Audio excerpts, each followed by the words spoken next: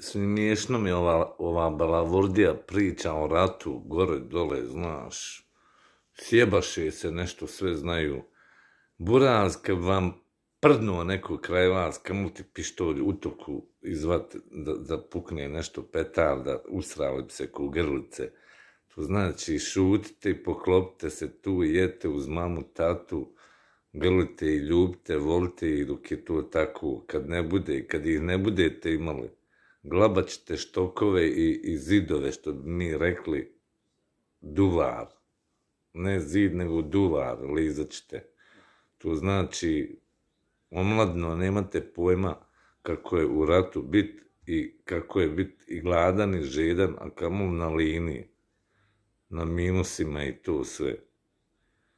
To znači, nemojte se furat na te stvari, tu jedan savjet usput.